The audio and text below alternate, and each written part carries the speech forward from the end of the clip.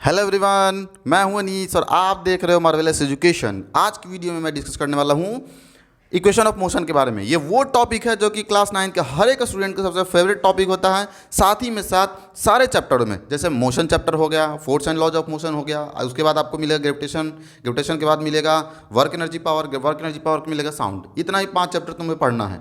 ये पाँचों चैप्टरों में सबसे ज़्यादा इंपॉर्टेंट जो होता है वो होता है इक्वेशन ऑफ मोशन। अब इतना ज़्यादा मैं तारीफ कर दिया तो भाई जानना तो पड़ेगा। तो चलो ना, ज़्यादा टाइम वेस्ट ना करते हुए स्टार्ट कर देता हूँ आज का ये वीडियो।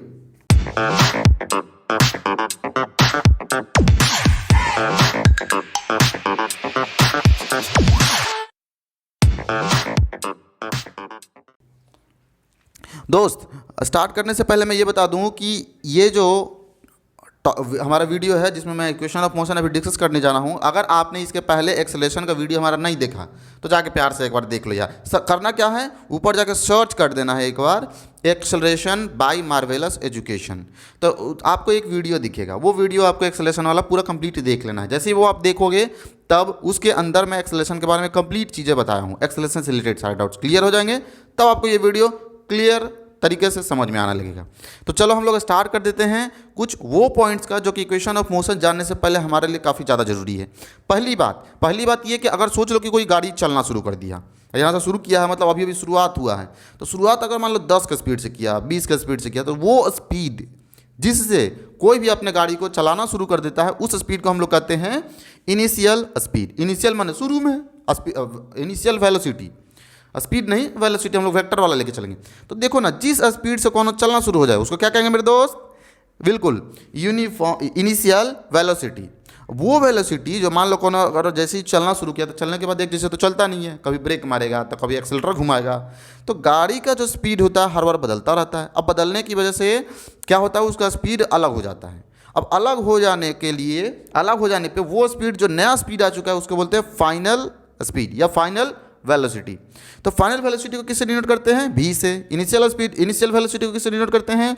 u से डिनोट करते हैं। तो ये हो गया दो वेलोसिटीज़ का बात। अब दोस्त ये देखो ना, एक्सेलेरेटर घुमाना है या फिर एक्सेलेरेटर कम करना है या ब्रेकें लगा देना है, तो लगाने में कुछ ना समय तो लगेगा ना। तो वो समय जो इस फेनोमेना को होने में लगा है उस समय को मैं टाइम टेकन कहूँगा और t से डिनोट करूँगा।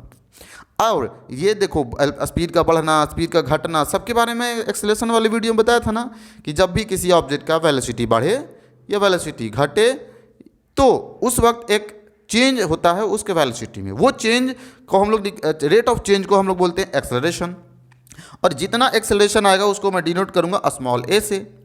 अब एक्सेलरेशन जो है हमारा एक्चुअली मेरे दोस्त दो तरह का, कौन कौन हो सकता है? एक्सेलरेशन हमेशा सेम रहे, हर बार एकदम धीरे धीरे से घुमा रहो, ऐसे करके धीरे धीरे घुमाता जाए।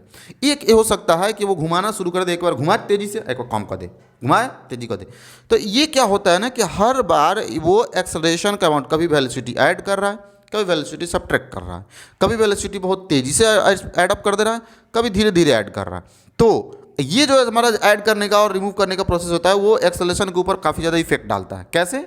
तो हो सकता है कि अगर बार बार इधर उधर चेंज करो तो उसका एक्सेलरेशन फिक्स नहीं रहेगा, लेकिन हर बार सेम ही रेट से अगर वो बढ़ाता जाता है, धीरे धीरे धीरे घुमाता जाता है, तब उसका एक्सेलरेशन हमेशा सेम रहेगा, जो कि रियल लाइफ में बड़ा कम दिखता है मेरे दोस्त। अगर हमेशा एक्सेलरेशन को फिक्स कर दिया है कि इतना ही कि एक्सेलरेशन से हमेशा मुझे स्पीड बढ़ाते रहना है, तो उसको हम लोग कहते हैं कि हमेशा ऑलवेज अगर सेम कर दे एक्सेलरेशन तो उसको बोलते हैं यूनिफॉर्म एक्सेलरेशन से चल रहा है। यूनिफॉर्म माने एक जैसा एक्सेलरेशन से चल रहा है।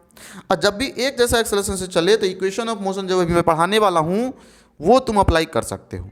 लेकिन अगर ये फिक्स ना करे, हमेशा सेम ना रहे, तब एक्सेलरेशन हम लोग इस बोलते हैं कि बॉडी जो चल रहा है नॉन यूनिफॉर्म एक्सेलरेशन से चल रहा है। नॉन यूनिफॉर्म एक्सेलरेशन से तब जब चलेगा तो इक्वेशन ऑफ मोशन जब भी मैं पढ़ाने जा रहा हूँ उसको अप्लाई नहीं कर पाओगे तुम, वो तुम्हारे रीच से बाहर चला जाएगा।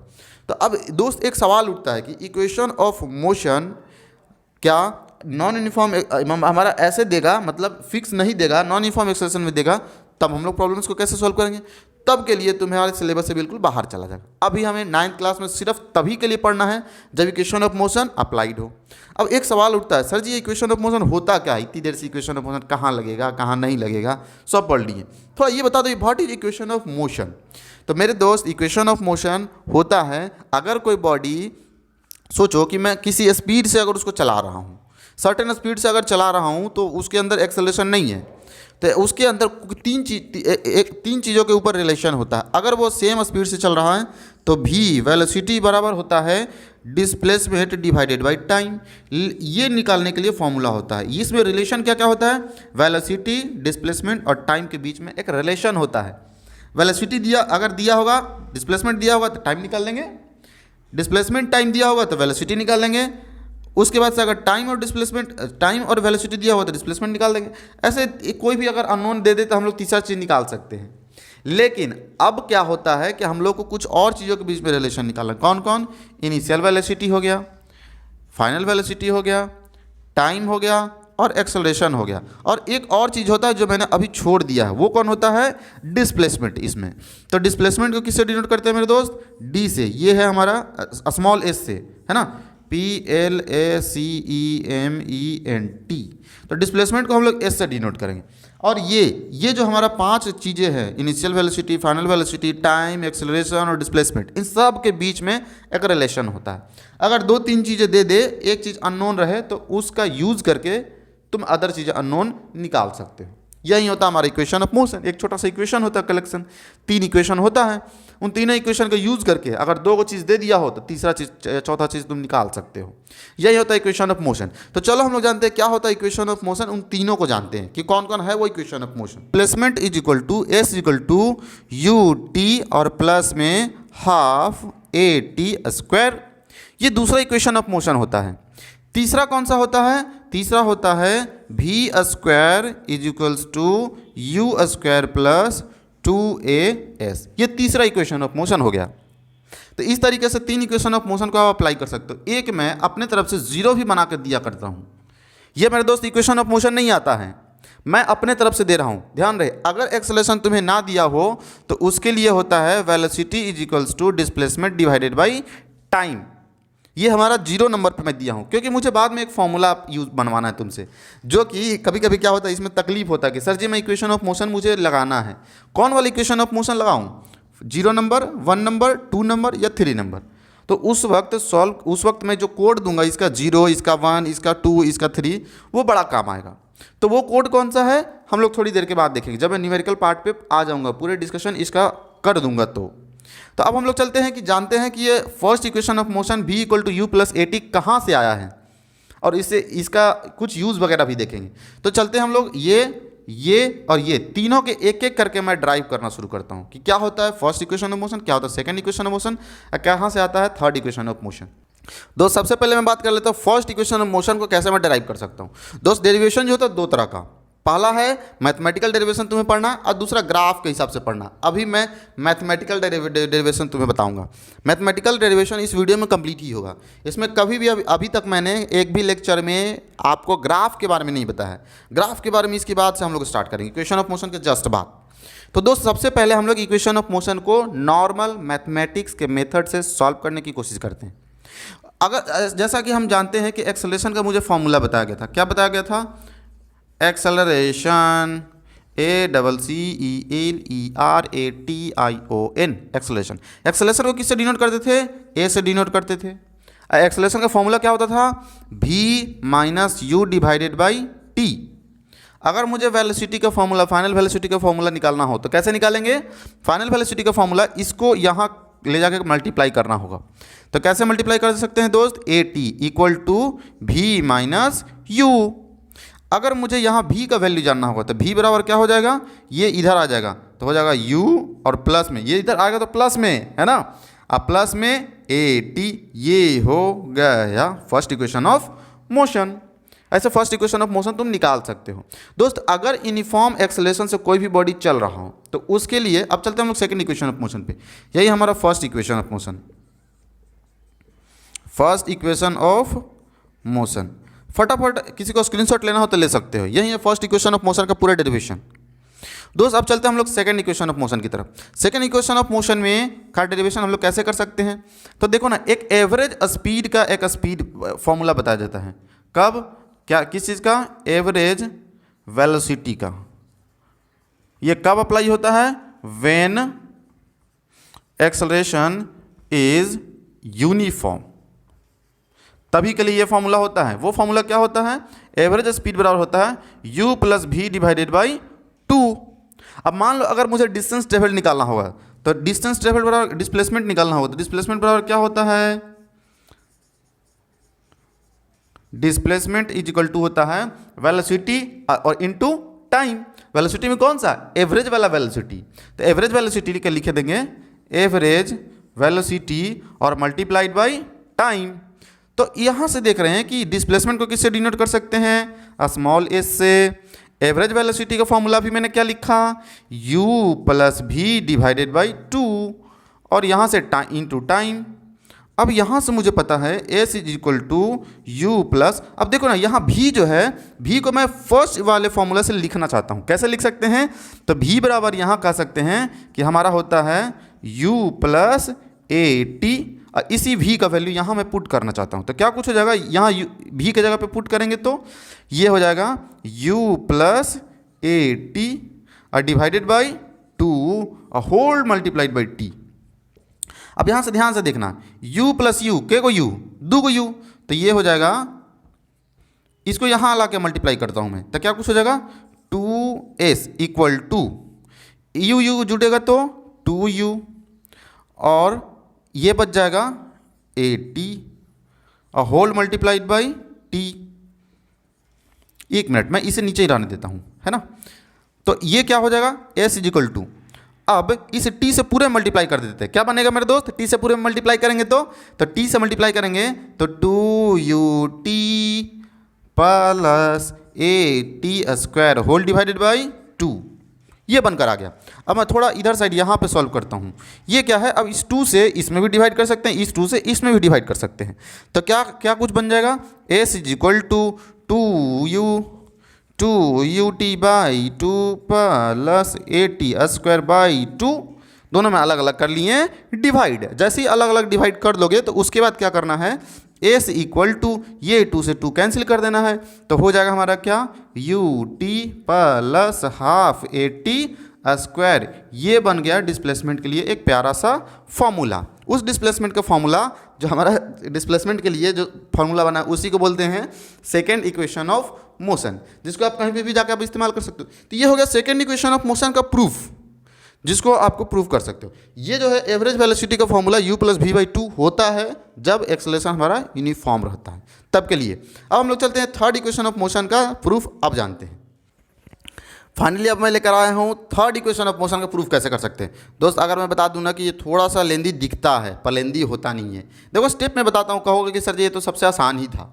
क्या है, फर्स्ट इक्वेशन ऑफ मोशन में अभी मैंने क्या पढ़ाया था, फर्स्ट इक्वेशन ऑफ मोशन में मैंने पढ़ाया था v इक्वल टू होता है u प्लस ए टी। इसमें से मैं टाइम तो निकाल ही सकता हूँ, टाइम का फॉर्मूला क्या कुछ हो जाएगा, v minus U divided by A is equals to T. ये हो गया फर्स्ट इक्वेशन ऑफ मोशन से निकला हुआ टाइम, इसे मैं इक्वेशन नंबर 1 मान लेता हूँ। दूसरा कि from second equation of motion, second equation of motion, second equation of motion क्या होता है, s इज इक्वल्स टू होता है you T plus half A T square. अब मैं जाकर यहाँ पर जो टाइम का वैल्यू है इसमें आकर पुट कर देता हूँ। कैसे पुट करेंगे, देखो ध्यान से, यहाँ पे डिस्प्लेसमेंट बराबर दिया हुआ है u इंटू टाइम का वैल्यू कितना, v minus you by A, v minus U divided by A plus में हाफ a, इसमें भी v minus you by A put कर देंगे टाइम की जगह पे ना। ध्यान से देखना, मैं पुट करता जा रहा हूँ, क्या है v minus U divided by A, इसका होल पावर 2।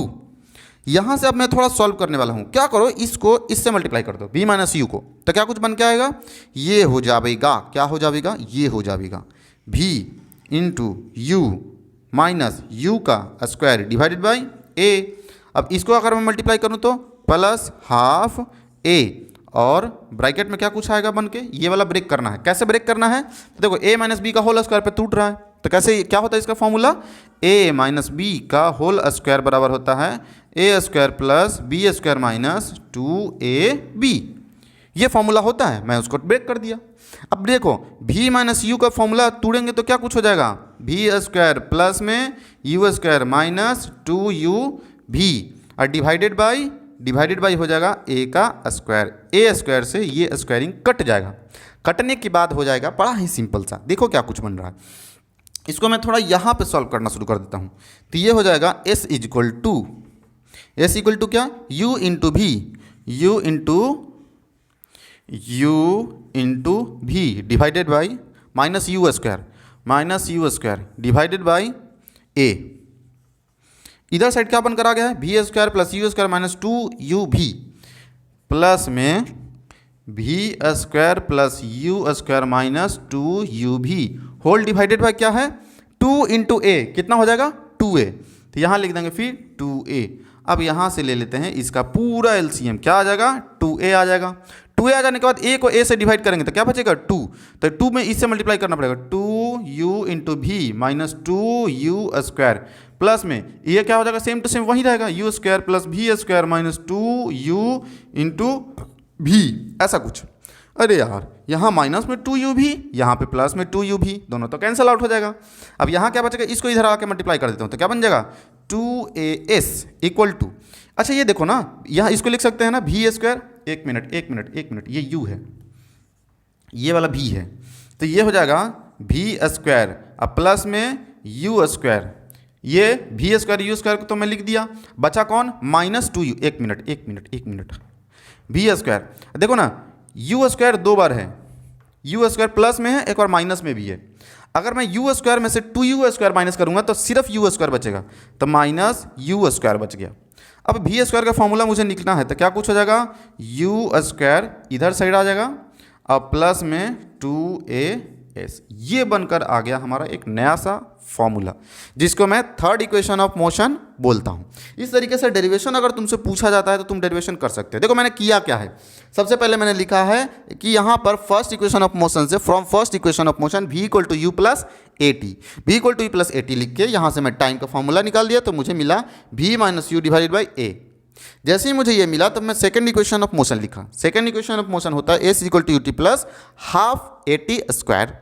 अब s equal to U T plus half A T square लिखने के बाद मैं इसमें क्या किया, जहाँ जहाँ टाइम मुझे दिख रहा था वहाँ इस वैल्यू को ला कर पुट कर दिया। मैं पुट करने के बाद क्या हुआ कि इस u से इस पूरे में मल्टीप्लाई करूँगा, इस a से इसमें, इसका मैं ब्रेकिंग किया तो इसको ब्रेक करने के बाद ये फॉर्मूले पे ब्रेक कर देंगे। फॉर्मूले पे ब्रेक होने के बाद फिर इस पूरे को यहाँ पे समरी लिख दिया।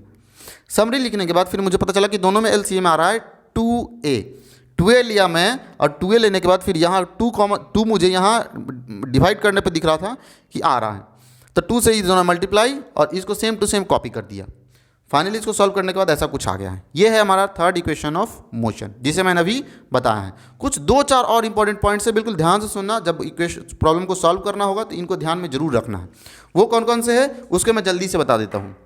दोस्त देख लेते हैं अब हम लोग कुछ वो इंपॉर्टेंट पॉइंट्स जो कि आपको इक्वेशन ऑफ मोशन में ध्यान में रखना है।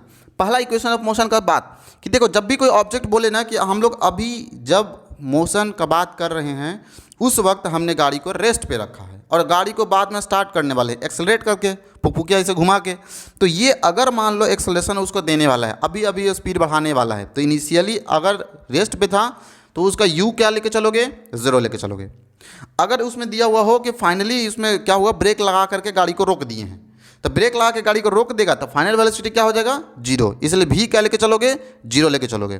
तीसरा इंपॉर्टेंट बात कि if velocity is uniform, velocity is uniform मतलब हमेशा एक जैसा वेलोसिटी रहे, 5 5 5 5 5 ऐसा रहे, तो हमेशा अगर वेलोसिटी सेम तो कभी कभी वेलोसिटी ऐड हुआ नहीं हुआ, सेम टू सेम वहीं रह गया।